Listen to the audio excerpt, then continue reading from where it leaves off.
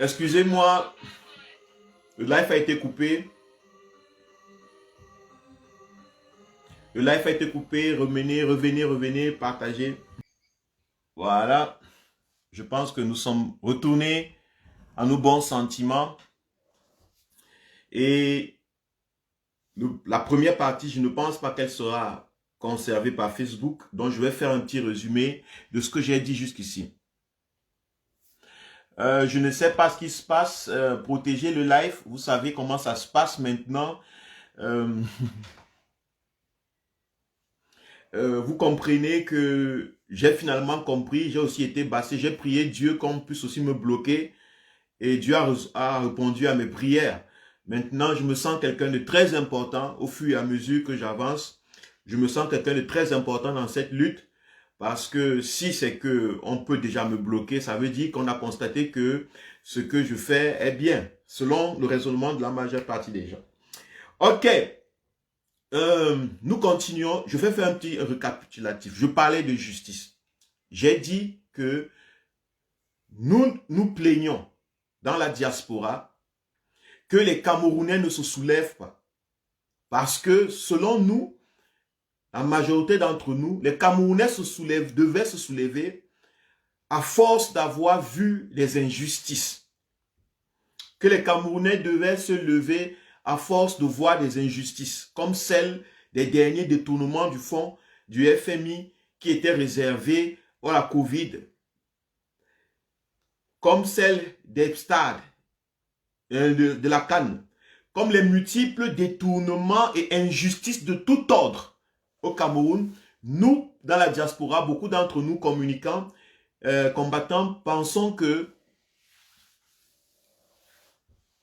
les Camerounais devraient normalement se lever après autant. J'ai même vu des commentaires des gens qui disent que eux, ils se seraient levés s'ils étaient au Cameroun après autant de vérité sur l'injustice au Cameroun. Ils se seraient sûrement levés et chassé le régime. Bon, ils n'ont pas tort. Ces personnes, elles n'ont pas tort. Mais moi, je me suis questionné. Parce que j'ai constaté que chez nous au Cameroun, ou bien dans le milieu camerounais, nous avons un problème avec la réflexion profonde des choses. Moi, je me suis questionné.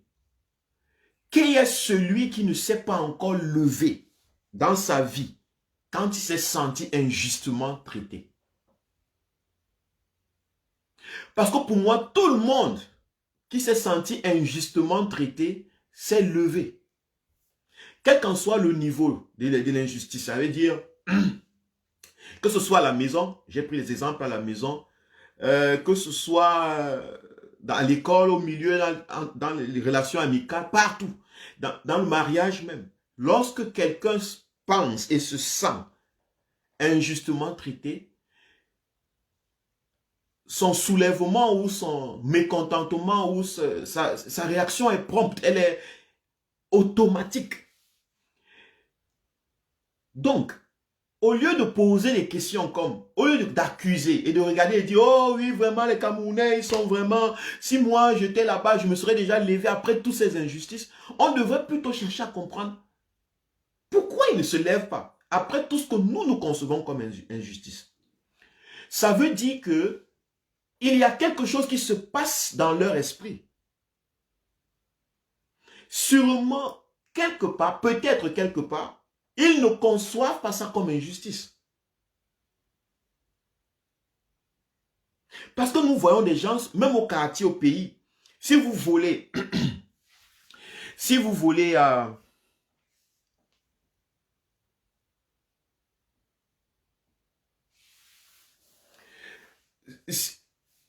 si vous volez un morceau de pain ou une bouteille d'huile dans une boutique ou une cigarette, vous allez voir comment les Camerounais vont réagir. Parce qu'ils se sentent là injustement traités. Si tu prends son morceau de pain dans sa boutique, dans sa maison, sa télé, il se sent tellement maltraité que, injustement traité que, il se défend. même dans les foyers, des sous-quartiers, si la femme se sent injustement traitée, vous allez voir des bagarres au quartier entre l'homme et la femme. Donc, il faut d'abord qu'on aille du fait que nous sommes tous des humains et que face aux injustices, nous réagissons. Mais une condition fondamentale, c'est qu'il faut qu'on reconnaisse que c'est une injustice.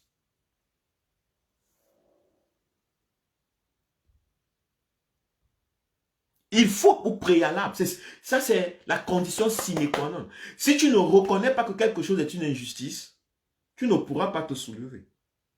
Tu ne pourras pas te lever contre. Tu ne pourras pas revendiquer. Ça c'est la première des conditions.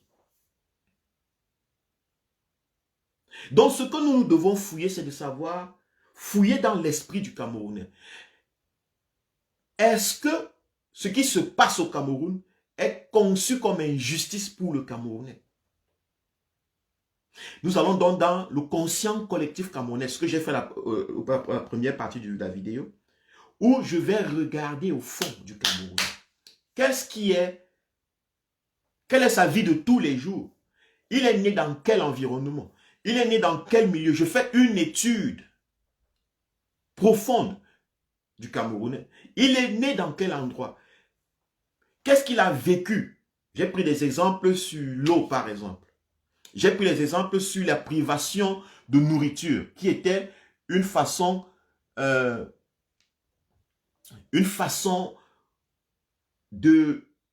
nous traiter. Une façon de nous traiter. Moi, particulièrement, on me traitait comme ça. Si je fais pas ce que maman veut, elle me prive de nourriture. Et je ressentais l'injustice. J'ai pris les exemples sur la façon de servir la nourriture. Vous savez, dans la grande des familles pauvres, où en grande majorité, la majeure d'entre nous ont vécu dans les situations précaires. Et vous savez comment on sert la nourriture dans les maisons des familles où les gens vivent dans des situations précaires, où il y a beaucoup d'enfants, beaucoup de personnes souvent. C'est un combat, c'est un conflit. On est tous à l'afflux de l'injustice. On ressent l'injustice à chaque cuillère de soupe. On ressent l'injustice à chaque boule de couscous. À chaque trempée de main dans le plat collectif. Si peut-être même le frère trempe trop, beaucoup plus le couscous et la sauce avec beaucoup plus de viande dedans, pendant que vous mangez, vous criez, gars, doucement, gars, tu veux finir, c'est comment? Vous pleurez même. Il y a eu des situations où je pleurais. Je pleurais parce que les gens avec qui on me mettait étaient plus rapides. Ils avaient développé des aptitudes à avaler des couscous chauds, des nourritures extrêmement brûlantes. Et moi, je ne pouvais pas. Je ne suivais pas le rythme. Alors, je pleurais. Donc, ça dépend. L'injustice a toujours été perçue, vécue, mais on n'a jamais considéré ça comme injustice. Pourquoi? Parce que tout le monde vivait ça.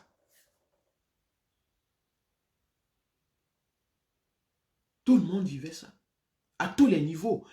Au quartier, on vous levait le matin à 5 h du matin ou à 4 h pour aller puiser l'eau parce que l'eau ne coule pas. Est-ce que c'était perçu comme une injustice? Non. Puisque l'enfant camerounais est né dans le quartier où l'eau ne coule pas. La première chose qu'il a entendue dans sa vie, que les hommes ont dit, c'est que est-ce qu'il y a l'eau? Quand il est sorti du ventre, la première chose qu'il a entendue les infirmières dire, c'est que ouais, il n'y a même pas l'eau pour laver l'enfant.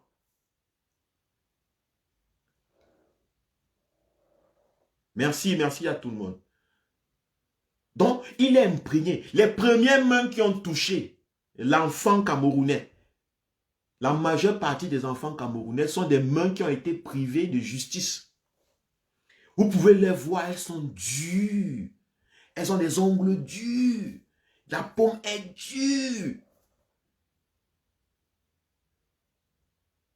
Beaucoup de ces femmes sortent de chez elles, elles n'ont pas d'eau, elles n'ont pas préparé, elles n'ont pas mangé. Leur nourriture s'est gâtée dans les frigos parce qu'il n'y a pas d'électricité. Elles reviennent à l'hôpital, le cœur rempli d'injustice, d'un sentiment d'être maltraitées injustement. Donc elles portent le nouveau-né camerounais avec cette énergie d'injustice. Maintenant, le Camerounais vit dans ça. Tout le monde autour de son quartier n'a pas le courant. Tout le monde n'a pas l'électricité. Quand on coupe l'électricité, et regardez très bien, lorsqu'on coupe l'électricité, on ne coupe pas l'électricité à une personne. On coupe l'électricité à tout le monde. Il n'y a pas d'injustice. Ou bien, on coupe l'électricité à tout le monde. Ce n'est pas une personne.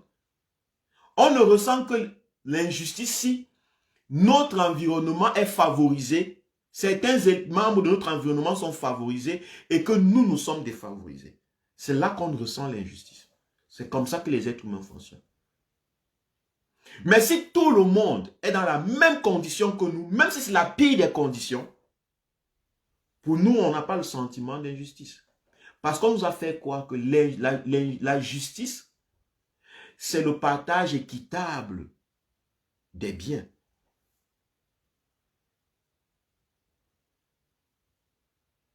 On nous a fait croire que la justice, c'est le partage équitable des biens. Alors, on commence à croire que si on vit tous la même situation, nous sommes dans la justice. Est-ce que c'est perçu?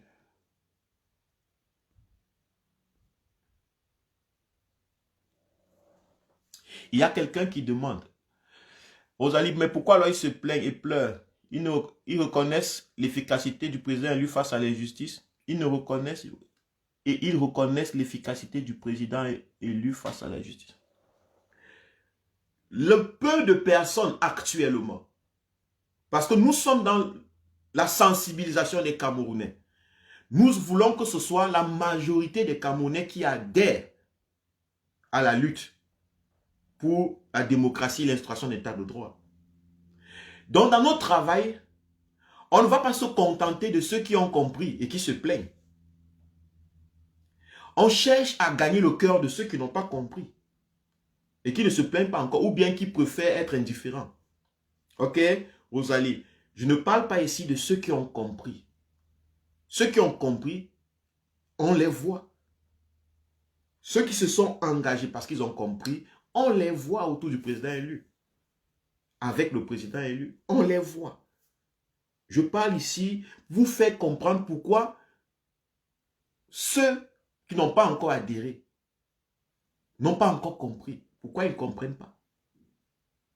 Il y a encore beaucoup de Camerounais dans l'anonymat, je veux dire, qui n'ont pas encore choisi vraiment. Il y a une partie de Camerounais qui a déjà choisi le RDPC.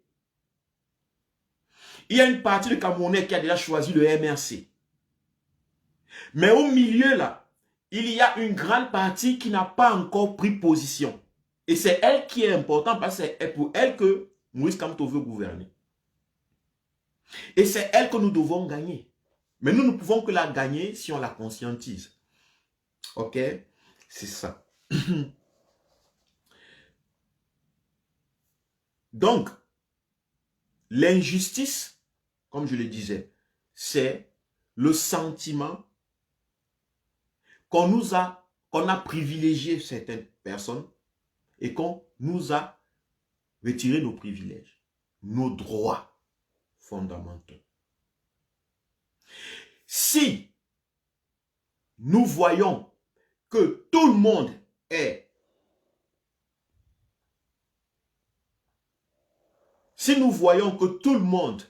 est, d'accord, tranquille avec l'injustice ou avec une situation, ça veut dire que ces personnes la conçoivent comme justice.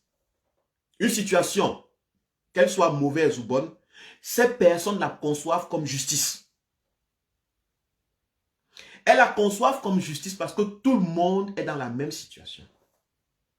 Vous vous êtes déjà plaint que les Camerounais sont que si tu réussis dans la famille, ou celui qui a réussi, on veut le ramener au même niveau que tout le monde. Ce n'est pas vous qui prenez soin de ça. En fait, ils sont à la recherche de la justice. Selon eux, la justice, c'est lorsque tout le monde est au même niveau. Tout le monde vit la même chose. Comme c'est difficile pour que tout le monde devienne riche, alors Le riche doit devenir pauvre pour que le Camerounais conçoive qu'il est traité justement.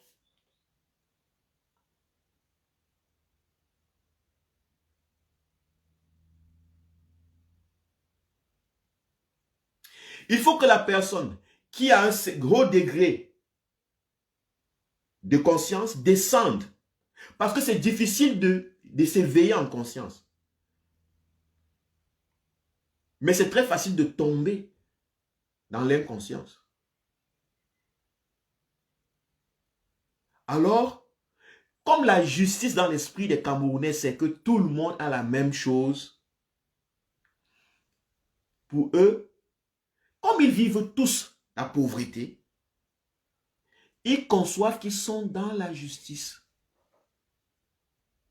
Voilà pourquoi lorsque vous leur dites qu'on a détourné 180 milliards, premièrement, ils n'ont aucune relation. Le régime Biya s'est rassuré qu'il n'ait aucune relation avec les membres du gouvernement.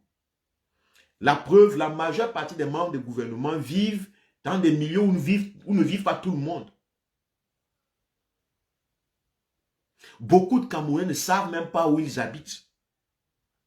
Cameroun, c'est 375 000 km². La grande majorité vivent à Yaoundé ou à Douala, dans des quartiers spécifiques. La majeure partie des Camerounais qui sont dans les lobbies quelque part dans les villages ne savent pas où vit Ngongo.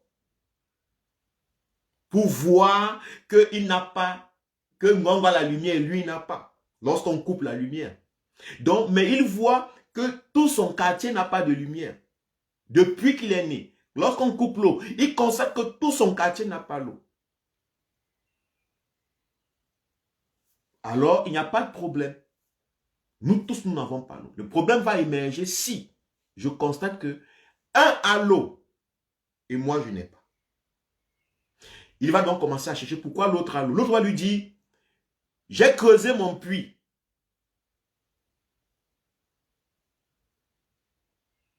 J'ai fait mon fourrage. C'est pour ça que j'ai l'eau. Et lui, qu'est-ce qu'il va faire? Il va aller chercher à creuser son propre fourrage. Il ne va pas poser la question, mais pourquoi on doit creuser les fourrages? On est supposé avoir de l'eau. Pourquoi il ne pose pas cette question? C'est parce qu'il est né dans un milieu où il n'y a pas l'eau.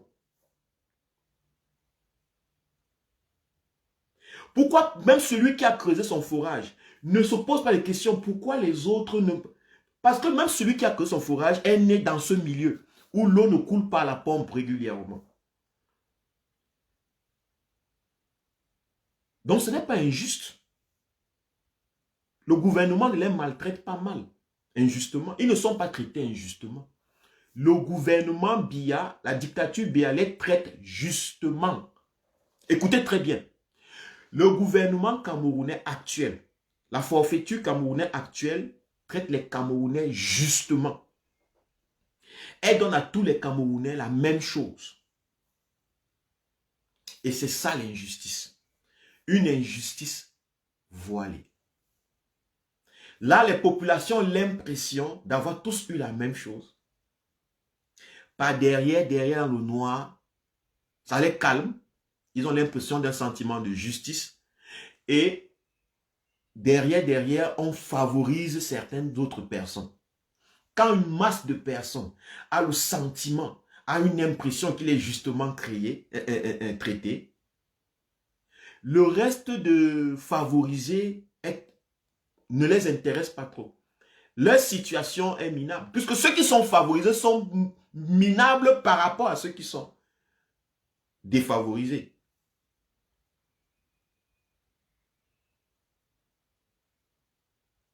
Si le gouvernement camerounais commençait à donner à des Camerounais particuliers dans le quartier, le courant, l'électricité et l'eau, le Cameroun se soulèverait.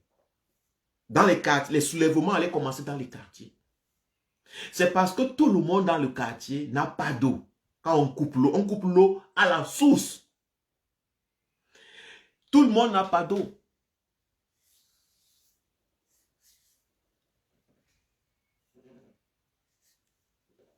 Tout le monde n'a pas d'eau. C'est juste. Donc, c'est la question qu'on doit se poser. Est-ce que les Camerounais savent ce que c'est que l'injustice? Je suis allé encore pour pointer une injustice qu'on ne voit pas, mais qui est palpable, mais qui est psychologique. Par exemple, ça c'est ce que je parlais tout à l'heure, c'est l'injustice visible, mais que nous ne percevons même pas comme injustice. Je vous montre une injustice qui n'est pas visible, mais que nous ne percevons pas comme injustice. En fait, nous ne percevons absolument pas l'injustice. Vous grandissez dans des familles, on dit à un enfant que tu es bête, tu ne comprends pas, tu ne comprends rien, tu es un salaud, tu es laide. Regarde-moi sa grosse tête, regarde-moi ses grosses fesses. Avec ses pieds comme ça, avec ses oreilles comme ça, avec son nez comme ça, avec sa bouche comme ça. On ne perçoit pas ça comme injustice. N'est-ce pas?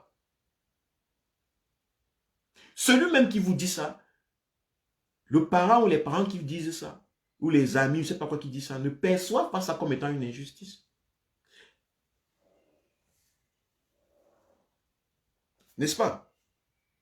Mais vous qui ressentez la parole, vous la ressentez comme étant une injustice. Elle vous blesse profondément. Lorsqu'elle vous blesse profondément, qu'est-ce que vous faites? Vous vous refermez. Et si on vous répète pendant plusieurs années que vous n'êtes pas beau, que vous n'êtes pas bête, que vous êtes laid, que vous avez des grosses fesses, que vous avez des gros pieds, que vous avez des gros nez, que vous avez des grosses oreilles, que vous avez des grosses têtes, on vous répète ça tout le temps, vous commencez à perdre un regard de dignité envers vous-même. Donc, on vous a retiré quelque chose, un droit fondamental, le droit à la dignité humaine. La dignité humaine, si on ouvre notre corps, je vous dis que si on vous prend, on opère. Si on vous opère, on ne va pas trouver la dignité humaine. Et on va trouver les nerfs, le sang, quelques graisses et quelques liquides. C'est tout ce qu'on va trouver. Mais nous ressentons la dignité, c'est quelque chose de subjectif. Nous ressentons lorsque nous sommes fiers de nous, lorsque nous nous reconnaissons tels que nous sommes. N'est-ce pas? C'est pour cela que les colons, ceux qui ont voulu piller l'Afrique, le Cameroun, se sont arrangés à déconstruire notre propre vision de nous en tant que peuple. Parce qu'ils savent que dès qu'un homme, tu as retiré à un homme la dignité de soi-même, il ne saura plus si tu le traites bien ou mal. Les esclaves, par exemple, on les attachait. On vient, on les prend, on les attaque comme des animaux, on les met en tas. On les fesse, Pourquoi c'était fait? C'était fait pour les préparer à des esclaves. Maintenant, si cet esclave devenait l'esclave de maison, ou s'il restait l'esclave des champs, il ne sait plus s'il est injustement traité comme un esclave. L'esclavage est injuste. Mais à force d'avoir détruit la dignité humaine en ces personnes, tu peux les prendre, tu les mets esclaves de maison, ils auront l'impression d'être favorisés. Ils ne sauront pas que c'est une injustice au préalable. Tu peux les mettre chefs de groupe des esclaves des champs.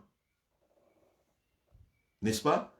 Ils ne sauront plus que c'est une injustice. Parce qu'en fait, ils sont des esclaves, bien qu'ils soient des chefs de groupe. Des esclaves, bien qu'ils soient des esclaves de maison, être un esclave, c'est une injustice en ce qui concerne la dignité humaine. Est-ce que vous comprenez ce travail? Est-ce que vous saisissez ce que je suis en train de vous faire comprendre? Je suis en train de psychanalyser, de ressortir l'injustice. Je m'en vais à la source. Je vais vous amener à la source de l'injustice. Et vous comprendrez vous-même. Si vous saurez vous-même en ce moment si vous êtes juste ou injuste.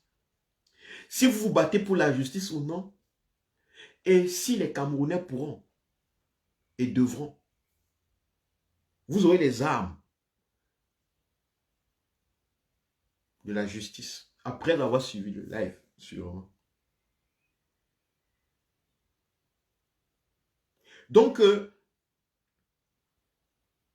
lorsqu'on dit à un Camerounais, tu es bête, un enfant camerounais, tu es bête, tu es fou, tu es ça, tu es ceci, tu es ça, on le tabasse. Quand vous le tabassez, on a passé le temps à nous tabasser. Le régime bien nous tabasse même encore. On nous tabasse à la maison, on nous tabasse dans les écoles, on nous tabasse dans les prisons. La police nous tabasse dans les rues. J'ai vu c'était un live ou bien c'était pas quoi, une vidéo où on tirait, on tabassait sur des gens dans des quartiers, sur des commerçants et consorts. Le but de ça, c'est de détruire toute considération de notre humanité, de notre qui nous sommes. Parce que lorsque nous perdons la conception de qui nous sommes, lorsque nous perdons de la valeur à nos propres yeux, notre valeur à nos propres yeux, c'est terminé. Nous sommes disposés à tout style de traitement injuste.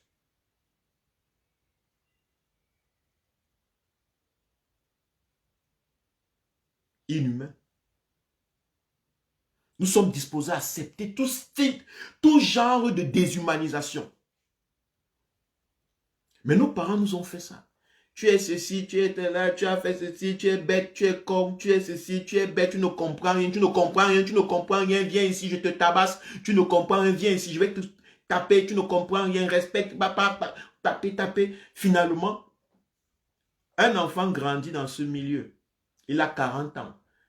Et vous lui dites qu'on a détourné des milliards, que les impôts des Camerounais sont détournés. Vous lui parlez de quelque chose dont il n'a aucune idée. Puisqu'il a tellement vécu des injustices qu'il n'a pas considéré comme injustice.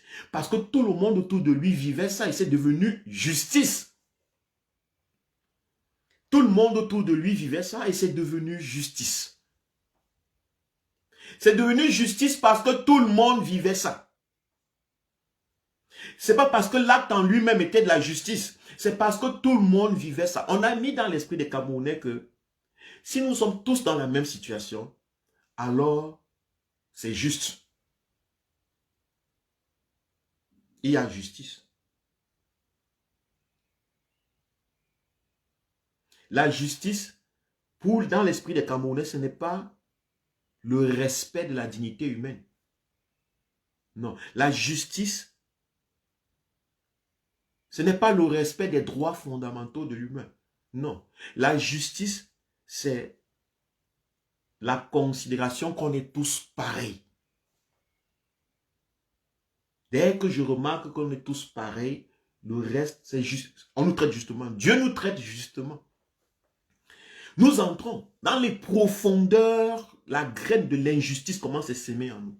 Je vous parlais tout à l'heure du fait qu'on vous dit tu es bête, tu es laid, tu es laid, tu es ceci, tu es ceci, tu es cela.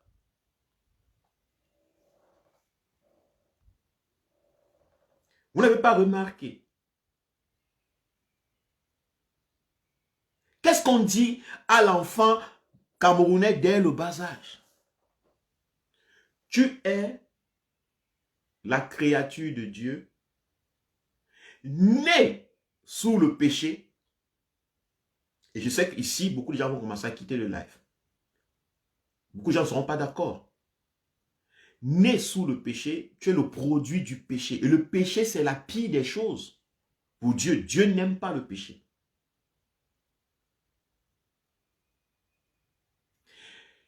Est-ce que les Camerounais perçoivent ça comme une injustice?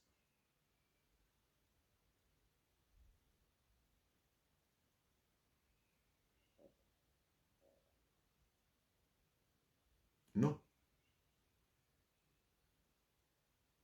Le péché étant, les mêmes Camerounais, on leur dit que le péché, c'est la pire des choses qui puisse arriver. Dieu déteste le péché. Avec le péché, c'est l'enfer à vita aeternam. Pour l'éternité, tu vas brûler en enfer. Même pas un jour de répit, il n'y aura même pas une goutte d'eau. Ça va chauffer, tu vas brûler. Imaginez-vous brûler sans arrêt. On dit donc que le Camerounais, pardon,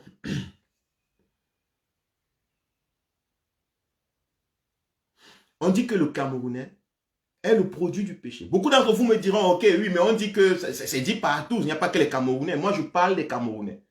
Je m'intéresse aux Camerounais. Que les Togolais parlent des Togolais d'abord. Les problèmes du Camerounais sont trop costauds pour moi. Je ne vais pas m'intéresser à ce que les Togolais disent. Je dis, on dit à l'enfant camerounais que tu es le fruit du péché. Ce n'est pas l'injustice, non?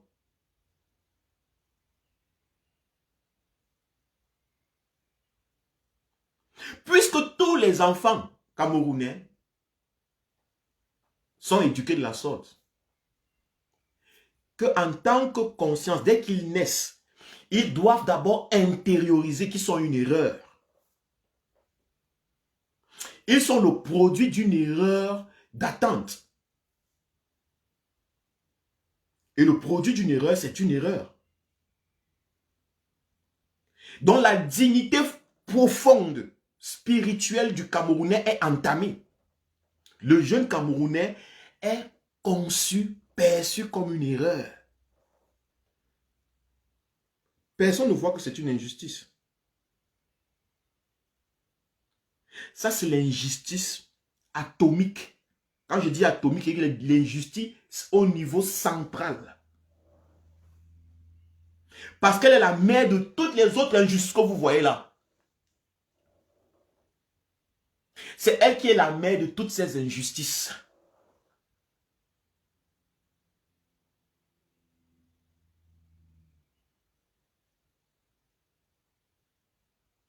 On dit aux jeunes Camerounais que tu es une erreur. Personne ne voit que c'est une injustice. Pourquoi? Parce qu'on a dit ça à tous les Camerounais. Tous les mamans répètent ça à leurs enfants. Tous les papas répètent ça à leurs enfants. La première des choses, lorsque l'enfant naît, on le porte, on l'amène ou on dit ça. Que tu es une erreur. Et lorsqu'on dit que tu es une erreur, on te dit que Dieu, lui, il a besoin de toi seulement si tu as passé toute ta vie à travailler pour corriger l'erreur. Maintenant, le pauvre enfant n'a pas demandé à Dieu de le créer, n'a pas demandé à Dieu de l'envoyer sur terre si Dieu a des enfants là-bas dans les chambres, se retrouve sur terre à faire des exercices qu'il n'a pas demandé de faire. Et personne ne voit que c'est une injustice faite à un être humain.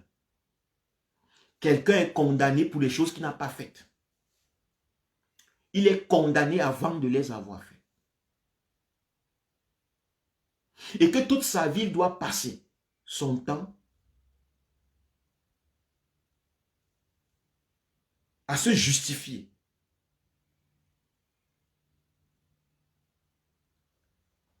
À devenir juste. Mais on lui dit ce que c'est que la justice. La justice, c'est si tu donnes ta vie au Seigneur Jésus, si tu donnes ta vie au Seigneur Jésus, si tu fais ce que Dieu veut, si tu fais. N'est-ce pas, non? Le jeune Camerounais se lance à vouloir donc devenir juste. Selon la définition de la justice que lui ont donné ses premiers professeurs. C'est quoi un homme juste? Un homme juste, c'est celui qui fait ce que Dieu veut. Maintenant, ce que Dieu veut, c'est quoi? Personne ne cherche à poser. Est-ce que ce que Dieu veut est juste? Est-ce que c'est normal? Est-ce que c'est pas normal? Non. On recite les versets, on dit ce que Dieu veut et tu fais ce que Dieu veut. Si tu fais ce que Dieu veut, tu seras juste. Maintenant, si Dieu te dit, tue les premiers fils des impies, tuer n'est plus vu comme un crime. Tuer est vu comme un acte de justice que tu es en train de faire. Oui ou non? Si Dieu te dit, mens, mentir n'est plus vu comme un acte d'injustice. mentir devient un acte de justice. Si Dieu te dit, souffre, souffrir n'est plus vu comme un acte, comme la conséquence d'une injustice. Souffrir est vu comme une destinée, un plan de Dieu. Est-ce que je mens? Souffrir est vu comme un plan de Dieu. Puisque c'est Dieu qui te dit que tu es né pour souffrir. Tu es le fruit de la souffrance. Et que tu n'auras que le salut si tu quittes cette terre de souffrance. Parce que le monde qui est après, c'est là-bas qu'il y a la paix, qu'il y a la joie. Ici, c'est la souffrance. Lorsque tu acceptes cette idée, automatiquement, même quand tu souffres ici, même si cette souffrance est la conséquence des actes d'autres personnes, tu intègres ça comme étant le plan de Dieu.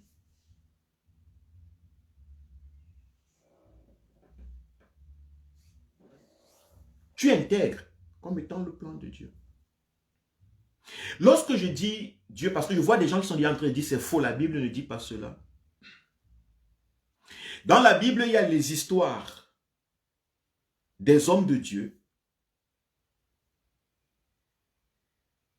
qui ont fait la guerre à d'autres peuples, qui ont tué au nom de Dieu. Oui ou non? Et qui, après leur victoire, ont remercié, on dit que c'était Dieu qui leur a donné la victoire. Oui ou non? C'est vous qui lisez la Bible.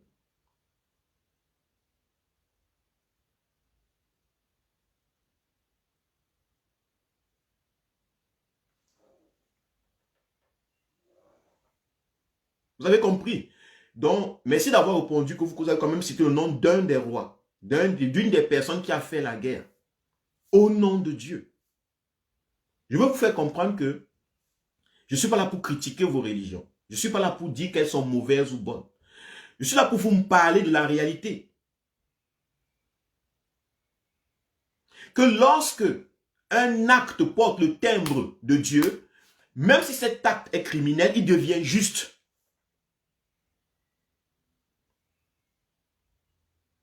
Dans votre conception, mais dans la conception des gens qui subissent cet acte. Lorsqu'un acte porte le timbre divin, cet acte, même si c'est un crime, prend la coloration de justice aux yeux des gens.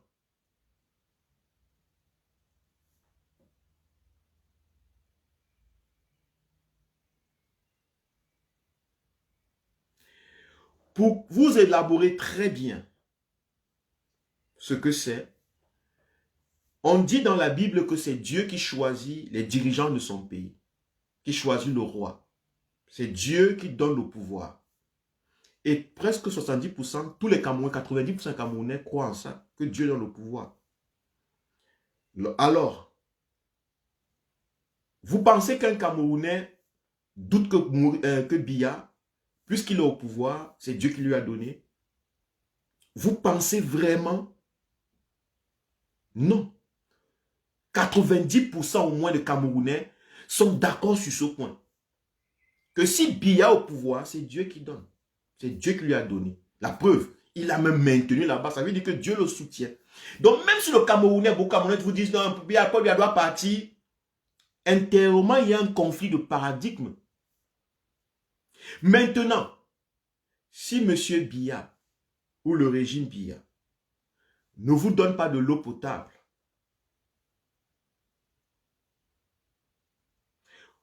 c'est normal que vous concevez votre situation de souffrance comme étant quelque chose, comme étant une destinée, un destin, un plan de Dieu. Si Dieu choisit Biya, le met au pouvoir, et que vous n'avez pas d'eau potable, vous n'avez pas d'électricité, vous n'avez pas de soins, il ne faut pas vous soigner, et que Dieu Tout-Puissant qui choisit les gens, les met au pouvoir, le laisse au pouvoir, ça veut dire que ce que vous êtes en train de vivre, c'est le plan de Dieu. Votre souffrance n'est pas un crime du régime Biya. Votre souffrance n'est pas une désinvolture du régime Biya. Votre souffrance n'est pas un choix du régime Biya, votre souffrance devient un plan de Dieu. Ça fait partie du plan de Dieu. Est-ce que vous voyez la suite logique? Où l'injustice a commencé. Je vous ai montré où l'injustice a commencé. On a commencé d'abord à vous dire que vous êtes une erreur. Pourtant, vous n'avez rien fait. Petit bébé, que vous étiez si doux, si innocent. Vous atterrissez dans le monde et on vous dit que vous êtes une erreur. Vous aviez commis une erreur. Vos parents ont commis, des ancêtres ont commis, la génération du Big Bang ont commis. Et vous êtes l'erreur. Vous êtes la suite, la conséquence de cette erreur. Et que pendant toute votre vie, vous devez chercher à corriger l'erreur. Vous devez chercher à corriger cette erreur. Donc à devenir, à vous justifier, à devenir juste. Parce que vous êtes injuste. C'est pas ça? Alors, maintenant vous allez faire les choses, vous allez vous demander qu'est-ce qu'il faut faire pour que je sois juste. Vous allez lire donc la Bible ou le Coran qui va vous dire ce que vous devez faire pour que vous soyez juste, pour que vous soyez, rédimé ou bien, bon, pour que vous obtenez la rédemption, pour que vous soyez sauvés. Vous devez suivre les préceptes que vous disent vos religions, qui vous parlent de Dieu. Vous les suivez. Et dans cette religion, elles vous disent ce que vous devez faire, à qui vous devez faire, comment vous devez faire, ce que vous ne devez pas faire. Si la religion dont vous dit que Dieu donne le pouvoir et que ceux à qui Dieu donne le pouvoir, c'est eux qui gèrent,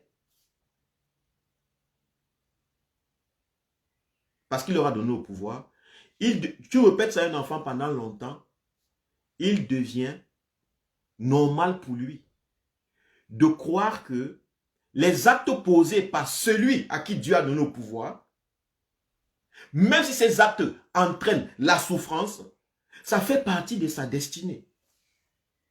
C'est le plan de Dieu. Parce que là, comment quelqu'un peut faire 40 ans au pouvoir? Si ce n'est pas Dieu, s'il n'y a pas là, c'est vous qui dites, il n'y a pas Dieu dedans. S'il n'y a pas Dieu dedans, et alors qui? Qui peut donner autant d'argent, autant de belles voitures, une grosse villa et tout comme ça à un être humain pendant 40 ans ou 38 ans, je ne sais pas combien, si ce n'est pas Dieu? Ça ne peut pas être Satan. Ça ne peut pas être Satan. Parce que on t'a dit à quoi ça ressemble Satan. Et quelles sont les œuvres de Satan. Et quand tu regardes dans tout Ndokoti, Yaoundé, Douala, c'est Satan que tu vois. Satan est pauvre, il est laid, il vit dans l'ombre, il vit dans la brousse, il vit dans les villages, les sorcelleries, c'est un vieux sorcier, il vit dans les vieux, il vit dans les endroits malades, Satan vit, il rend les gens malades dans les salles hôpitaux, dans les salles eau usées, Satan vit là-bas. Satan ne vit pas Etoudi. Donc tu ne peux pas associer Etoudi et Satan. Etoudi, c'est la maison de Dieu.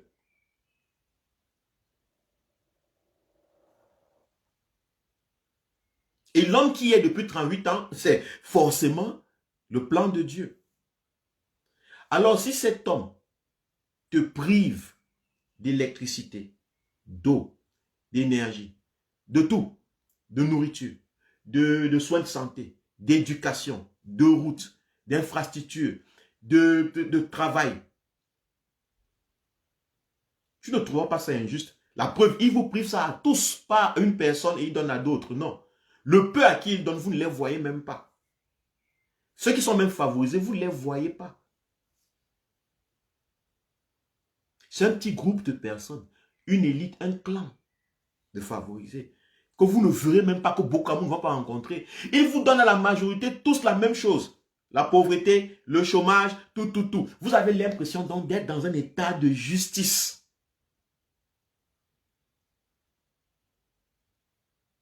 Vous vivez la justice dans son expression la plus absolue. Voilà pourquoi si on détourne, vous n'êtes pas concerné. Qui détourne? Ce sont les gens de Dieu, les choisis de Dieu. Si tu prends un Camerounais, tu le nommes à la CATV, tout le monde danse. Oh, Dieu l'a choisi. Dieu l'a choisi. J'ai vu, on a nommé, bon, on a dit qu'un Camerounais, notre compatriote camerounais qui est à Paris a été nommé à France 24. Oh, Dieu l'a choisi. Dieu l'a choisi. Vous voyez? Dès que tu es un peu petit, Dieu t'a choisi.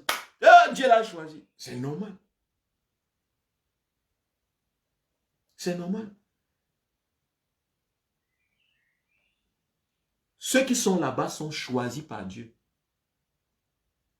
Ceux qui sont ici, qui sont la majorité, vivent simplement leur destinée, leur destin, leur plan de Dieu. En fait, ceux, ceux qui sont là-bas, au gouvernement, dans le régime dictatorial de M. Biya,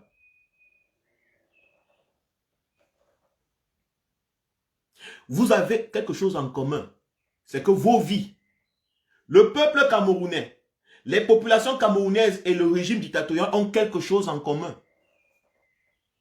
C'est que leur vie, c'est le plan de Dieu. Mais ils ont des choses différentes. Des choses qui n'ont pas en commun, la souffrance, la privation des libertés, la privation de la dignité humaine. Ça, ils n'ont pas ça en commun. La misère, ils n'ont pas ça en commun. Tout ce qu'ils ont en commun, c'est le plan de Dieu. Dieu a fait le plan pour eux, de rester au pouvoir pendant des millions d'années. Et Dieu a fait le plan pour les pauvres Camerounais de rester des chômeurs, de ne sais pas quoi, des motoboys, je ne sais pas quoi, un tas de trucs là. Des êtres vivants, errants, pendant des générations en génération, jusqu'à l'éternité. Les dirigeants du Cameroun actuels ont quelque chose en commun avec les peuples du Cameroun, la grande majorité du peuple Cameroun actuel. C'est que ils vivent sous le plan de Dieu. La seule chose est que Dieu a différencié leur plan. Dans leur plan, Dieu a mis autre chose. Sur le plan de M. Biya, sa famille et ses ministres, je ne sais pas quoi, il a mis gouvernance, soins de santé, voyage dans les jets privés pour les hôpitaux en Occident, milliards de francs, belles voitures, belles chaussures, belles vies, multiples femmes, beaucoup de nourriture. Et sur le plan, et dans le plan du peuple camerounais, il a mis misère, soif, chômage, pauvreté, insulte, indignation, manque de dignité, prison, répression, prison, vol aggravé. Voilà ce qu'il a mis dans le plan.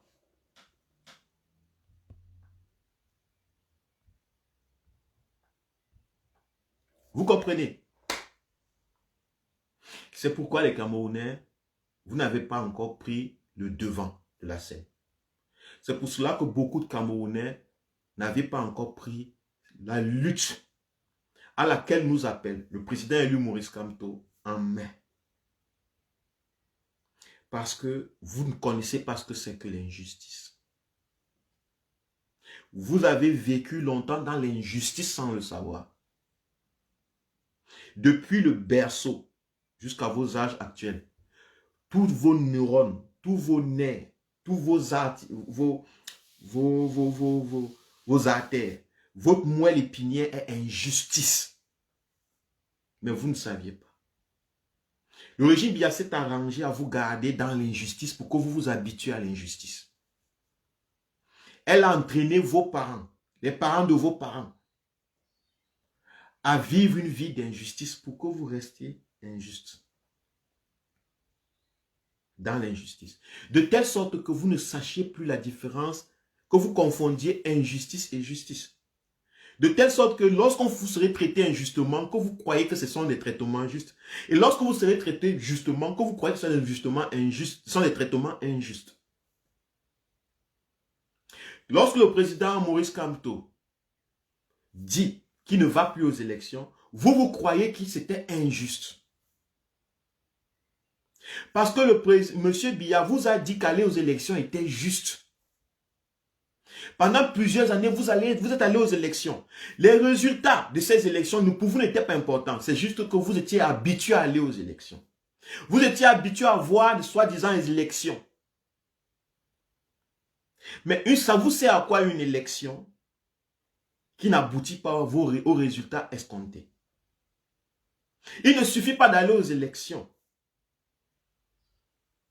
Maurice Kamto, le président élu, disait que ce dont on a besoin, c'est la justice. Ce n'est pas les élections. La justice. Mais je vous ai compris. Nous vous avons compris. Vous ne connaissez pas ce que c'est que la justice. Vous multipliez les comportements injustes croyant que c'est ça la justice. Parce que tout le monde mimique ces comportements autour de vous. Vous avez l'impression que vous vivez dans un État ou dans un pays juste. La justice, ce n'est pas les mimiques. Ce n'est pas l'imitation. Une justice doit avoir des effets visibles. Visibles. Dans la vie. On dit que la justice politique, ça veut dire que la gouvernance de la politique doit avoir des effets visibles dans la vie des citoyens. Le citoyen doit voir que son droit, ce dont il a droit, il le reçoit. Et lorsqu'on lui retire ce dont il a droit, qu'il agisse, qu'il remarque, qu'il se lève, qu'il se soulève contre. Parce qu'il y a des gens qui vont toujours essayer de manipuler les droits fondamentaux pour pouvoir avoir certains avantages.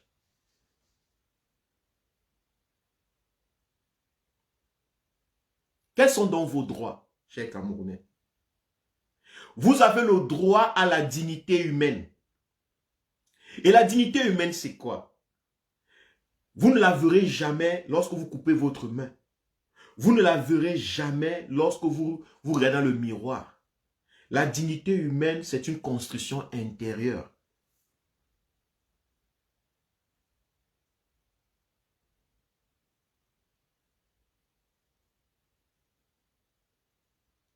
Comment est-ce que vous vous sentez digne?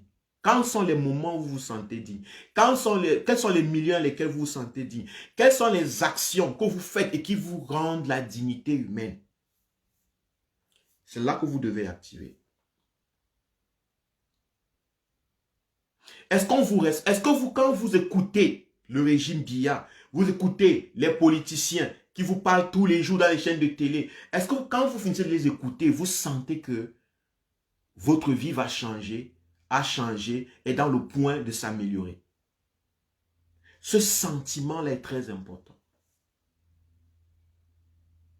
Si vous écoutez quelqu'un qui vous parle et vous avez l'impression que vous êtes en train vous êtes en train de tourner un disque qui n'a rien changé jusqu'à aujourd'hui, un 33 tours, ne l'écoutez plus. Si vous écoutez un politicien qui vous dit tous les jours tout ce qu'il vous dit, mais dans les actes il fait le contraire, ne l'écoutez plus. C'est la seule façon de regagner sa dignité humaine. Parce que vous ne pouvez pas aimer vous-même si vous commencez à écouter les menteurs. Ils vont vous pourrir de l'intérieur.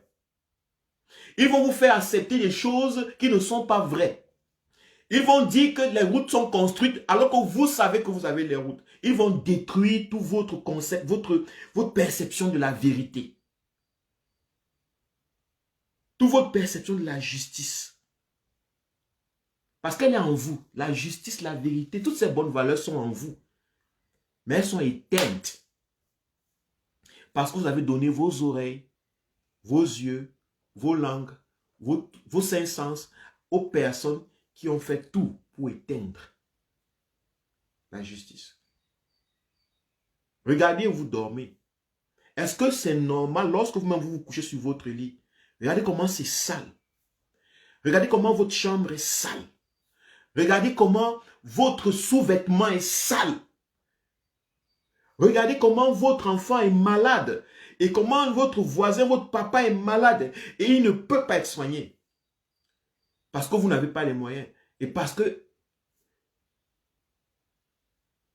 même lorsque vous avez parfois des moyens, il n'y a même pas un service de santé capable de prendre soin de votre enfant, de votre parent. Vous ne pouvez pas vous aimer vous-même comme ça. Vous ne pouvez pas vous aimer vous-même. Vous allez juste confirmer que vous êtes le fruit du péché. Si votre enfant, votre parent meurt devant vous alors que vous pouvez le soigner, votre frère, votre fils, votre ami, votre femme, votre compagne, votre compagnon, s'il meurt devant vous, sans que vous n'auriez pu faire quelque chose, parce qu'il y avait des choses qu'on pouvait faire, vous n'allez jamais vous pardonner ça. Donc vous n'allez jamais vous aimer vous-même. Vous ne pourrez jamais vous regarder comme des hommes dignes. C'est ça la dignité humaine. C'est une construction de l'intérieur. Donc tous ceux qui vous ont privé de soins de santé, tous les régimes, qui vous ont privé de la santé, du Covid même. Regardez vos parents qui sont morts, vos frères, vos grands-parents qui sont morts de Covid. Regardez autour de vous les histoires qu'on vous raconte. S'il y a eu des gens qui sont morts de Covid et qu'on vous dit qu'on a détourné des milliards, ça veut dire que si vous pardonnez, si vous dites « Oh non, c'est rien », vous êtes en train de créer une image de vous qui est négative. Vous n'allez jamais vous aimer. Vous serez tout le temps en train de culpabiliser. Parce que vous aurez pu faire autre chose. On aurait pu les soigner. S'il y avait un grand plateau technique, un bon plateau technique au Cameroun, des hôpitaux adéquats au Cameroun, ces gens ne seraient pas morts forcément. Vos parents, vos enfants, vos frères, vos sœurs. Mais eux, ils ont pris, ils ont mangé. Ils ont pris, ils ont mis dans leur poche. Et vous les regardez. C'est ça l'injustice. La première injustice est que lorsque vous ne reconnaissez pas votre dignité. Et vous ne pouvez qu'avoir votre dignité si vous la construisez de l'intérieur.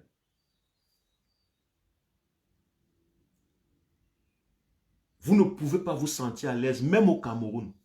Vous pouvez beau crier maintenant, Paul Biya, yo, machin, lui, Biya, là, cantonné, rien, ceci, cela. C'est bien beau. Mais ça ne change rien aux fondamentaux de votre vie. Quant au président ou pas président, Paul Biya, Yop ou pas Yop, ça ne change rien aux fondamentaux.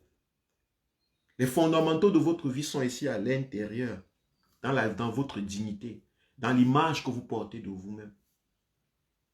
Si vous avez déjà eu un parent que vous avez perdu, parce que vous n'avez pas eu les moyens de le soigner, c'est que vous êtes indigne. Pas parce qu'on a tout fait et ça n'a pas marché. Non. Parce qu'on n'avait pas eu les moyens de le soigner. C'est que vous êtes indigne. Et vous ne pourrez jamais être un homme heureux, même si vous supportez qui?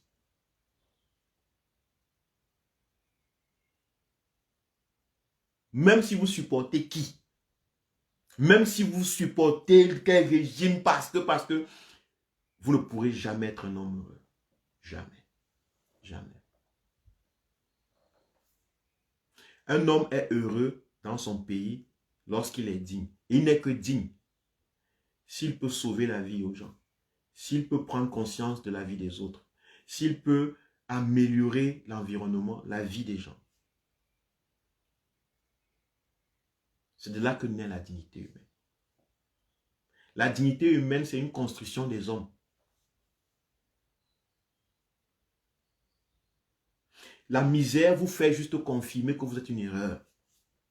Plus de misère, plus de souffrance, plus vous pensez que vous êtes une erreur. Vous n'avez pas remarqué ça? Plus vous souffrez, plus vous pensez que vous êtes le fruit du péché, que vous êtes une erreur. Ça confirme simplement et ça vous garde simplement accroché à la croyance, accroché à la religion, accroché à Dieu. Vous devenez plus accroché à Dieu, plus vous souffrez. Vous devenez plus accroché à vos croyances, plus vous souffrez. Parce que quand vous souffrez, le degré de souffrance augmente. Le degré de confirmation que vous êtes une erreur augmente. C'est un peu comme si vous avez été abandonné plusieurs fois par un homme. les hommes vous ont beaucoup trompé. Vous perdez confiance. Plus un homme vous trompe, plus vous perdez confiance. Le degré de souffrance appelle à un gros degré équivalent de perte de confiance en soi. Et lorsque vous perdez confiance en vous, vous commencez à vous livrer à des charlatans, à des menteurs, à des pilleurs, à des... Parce que vous vous dites que eux ils vont. Peut-être ils viendront. Lorsqu'une femme a perdu confiance en elle, en général, elle accepte n'importe qui. C'est pas vrai? Lorsqu'un jeune homme a perdu confiance en lui, il accepte n'importe quoi. Remarquez un petit exemple dans les bars, par exemple, dans les boîtes de nuit et qu'on sort. Lorsque vous avez bu l'alcool, vous êtes sous, vous rentrez en général avec n'importe qui à la maison.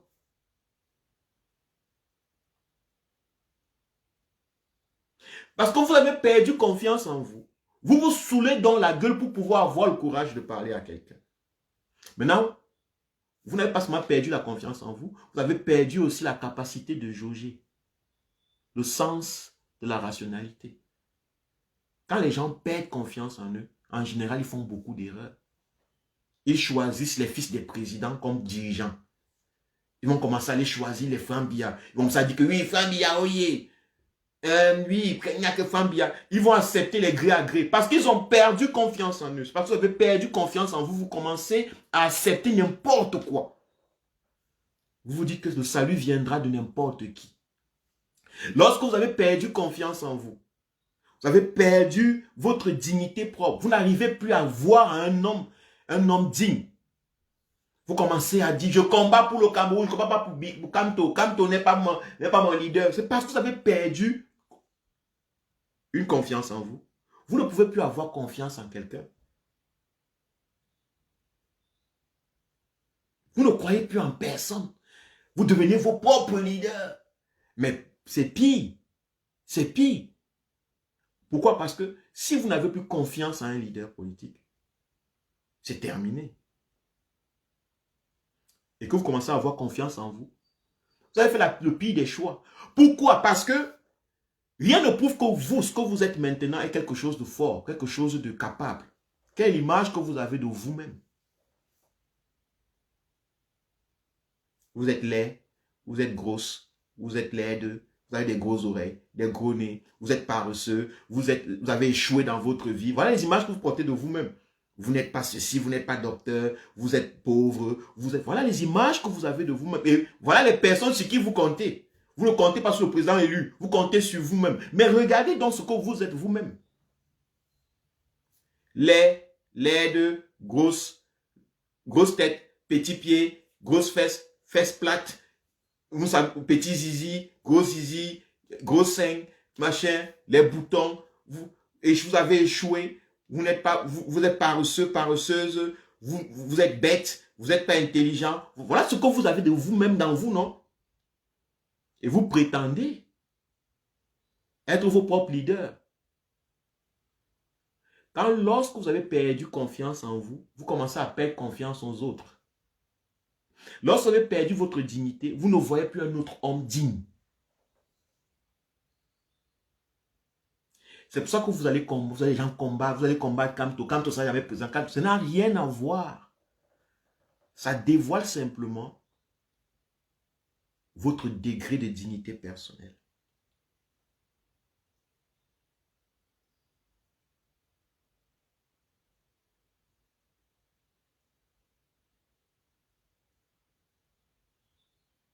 Vous avez perdu toute dignité. Le régime Biya a fait en sorte que les Camerounais perdent toute leur dignité. Dans sa façon de gérer le Cameroun, les Camerounais ont perdu toute belle image d'eux-mêmes. Il y a une maladie qu'on appelle en anglais les messi. C'est des gens qui accumulent, donc vous entrez dans leur maison, trouver des poubelles. Ils ne jettent rien, ils gardent tout. Ils conservent tout, ils gardent tout, ils ne jettent rien. La maison est pleine. S'ils vont acheter des pizzas, ils remplissent. Ils gardent, s'ils ont préparé dans une marmite, ils ne jettent même pas la saleté qui est dans la marmite là parce que pour eux, ils sont en train de jeter quelque chose. Dans la marmite va rester avec eux, ça va faire des champignons là et tout ça. Ils sont là, dans cette merde. Les Camerounais sont devenus des messies. Ils prennent n'importe quoi. On accepte n'importe quel voleur, n'importe quel bandit. N'importe quel usurpateur. Donc on nous propose, on va seulement l'accepter. On ne regarde plus. Est-ce que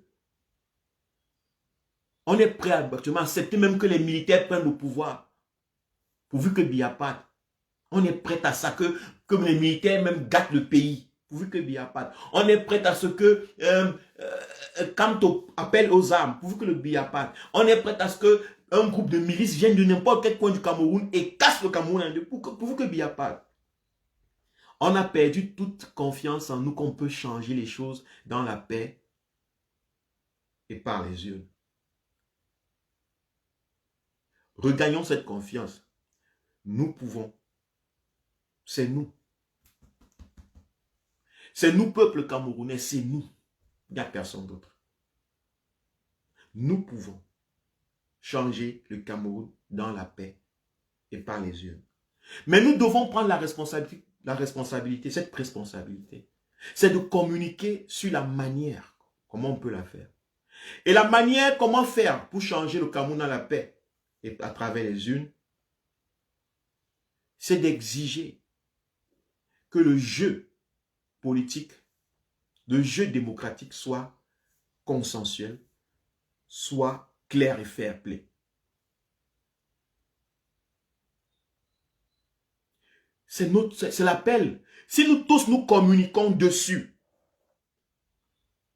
si nous tous nous activons dessus, le code électoral doit être consensuel et clair. Le jeu politique est consensuel et clair. Les Camerounais vont regagner leur dignité. Petit à petit, ils vont reprendre confiance. Parce qu'il n'y a rien dans la vie d'un peuple. Lorsqu'il sait que, lorsque chaque citoyen sait que sa voix est vraiment prise en compte. C'est un petit exercice. Le code électoral, c'est le pilier de la démocratie, mais c'est la lance, ou bien c'est la bombe de la dictature. C'est le pilier sur lequel tient une dictature. Mais c'est la possibilité sur laquelle doit s'accrocher tout peuple, toute politique qui veut un véritable et durable changement au Cameroun, qui veut la réalisation d'un réel état de droit et d'une réelle démocratie au Cameroun. C'est le même pilier là. Comme un couteau peut trancher une orange, c'est le même couteau qui peut tuer un être humain.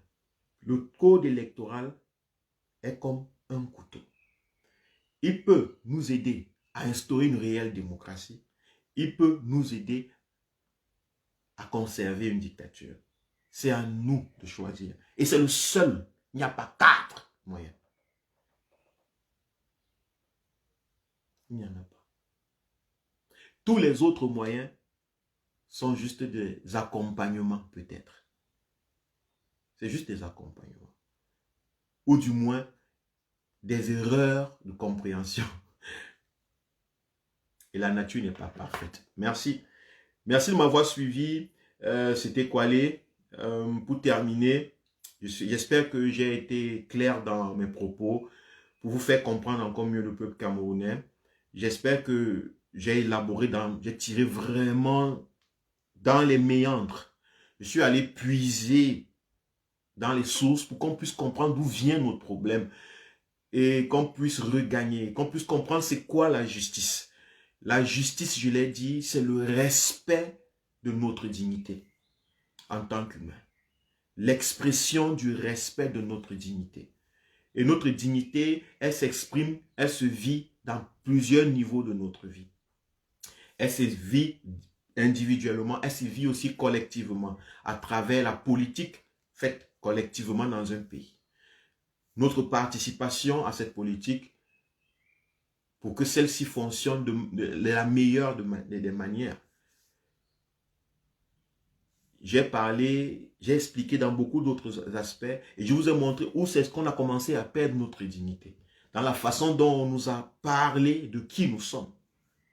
La première partie où on a détruit qui nous sommes, c'était la partie où on nous a dit que nous sommes des créatures de Dieu et que nous sommes le fruit du péché. On a créé donc une dichotomie spirituelle, mentale et psychologique. On a créé un mauvais de nous et on a mis un autre bon de nous que nous devons atteindre. Donc on nous a séparés. Une position de nous, un nous qui est ici, l'erreur, et un nous que nous devons devenir la justice, le bien, on doit justifier. Et ce chemin-ci a été très long et périlleux. Pendant ce chemin, on ne savait plus quoi faire, quoi dire, on ne connaissait plus la différence entre ce qui est bon et ce qui est mauvais, entre ce qui est juste et ce qui est injuste. Et j'ai dit qu'ils nous ont entraînés ainsi, de telle sorte qu'on puisse accepter les injustices comme étant la justice. Et en disant quoi? En disant que tout dirigeant vient de Dieu. Et tout acte que Dieu demande, produit, est un acte juste. Ça veut dire par conséquent que le dirigeant choisi qui vient de Dieu est un dirigeant juste. Alors si ce dirigeant vous prive d'eau, d'électricité et tout, vous concevez qu'il est juste, que c'est juste. La preuve, il vous prive ça à tout le monde. Il prive cette eau, cette santé, tous ces moyens de vie et de survie à tout le monde. De telle sorte que vous ne ressentiez pas que vous êtes maltraité, que vous êtes injustement traité. Voilà, vous ne savez plus ce qui est juste, qu'est-ce qui n'est pas, qu'est-ce qui est injuste. Vous confondez l'injustice des hommes, n'est-ce pas, et la justice divine. Vous oubliez que vous avez affaire à des hommes. Non, on vous a fait croire que non, vous avez affaire à Dieu à travers les hommes. Non, c'est faux. Parce que si vous avez affaire à Dieu à travers les hommes, automatiquement, vous serez plus focalisé sur Dieu. Vous allez omettre de voir les hommes et leurs actions. Donc, j'ai expliqué, j'ai montré d'où est-ce que ça vient et dans le but de vous éclairer. Ce n'est pas dans le but de vous dire, allez dans les rues. Vous allez aller dans les rues lorsque vous allez reprendre conscience que vous vivez depuis plus de 38 ans une injustice sans pareil. Merci de m'avoir suivi. Et au-dessous, il y a le lien. La semaine, le week-end prochain, c'est le dernier week-end. C'est le lien pour l'aide qu'on peut apporter à mon ami d'abord et à vous, à notre compatriote Salomon Béas. Salomon Béas, j'ai aussi appris il m'a fait part sa femme a accouché, a eu un enfant et très bonne nouvelle. Et nous échangeons aussi, bon, on échange aussi sur les miens, sur mon enfant et tout, on en parle et qu'on sort. Et je lui dis d'abord merci déjà ici pour toutes ces paroles de réconfort. Et je l'encourage dans sa lutte parce qu'avec un enfant, ça encourage encore de se battre. Parce que quelque part, on a une raison de se battre de plus. Et donc, sur ce lien, vous pouvez cotiser pour lui. Mettez quelque chose, il est en prison actuellement, mettez quelque chose pour qu'on puisse, peut-être, il va profiter du peu de ce qu'on va lui envoyer. Une partie, il va peut-être faire un petit truc pour son enfant, un petit cadeau pour sa fille. Et ça pourra peut-être l'aider, vous voyez. Donc, n'hésitez pas d'aller là-bas, mettez quelque chose. Et la semaine prochaine, ce sera la dernière fois. Et je vous ferai donc part, quand je vais envoyer l'argent, je vous enverrai sur les réseaux sociaux la fiche de l'envoi, parce que dans le lien, vous pouvez voir combien à l'intérieur. Je vous enverrai donc la fiche et je lui dirai de faire à sa sortie, peut-être, je ne sais pas quand, ou bien maintenant, qu'il vous fasse un récapitulatif de ce qu'il a reçu et des remerciements à tout le peuple qui a participé à ça. Donc, merci de m'avoir suivi. C'était Kwale. Prenez soin de vous. Aimez-vous, aimez-vous, aimez-vous, aimez-vous. Développez votre dignité. Reconstruisez votre dignité. Travaillez avec vous-même. Passez beaucoup plus de temps à vous entretenir vous-même. Et travaillez beaucoup sur vous. Ça va beaucoup vous aider. Le monde a besoin, le Cameroun a besoin de vous. Merci, merci. Ciao. C'était Kwale.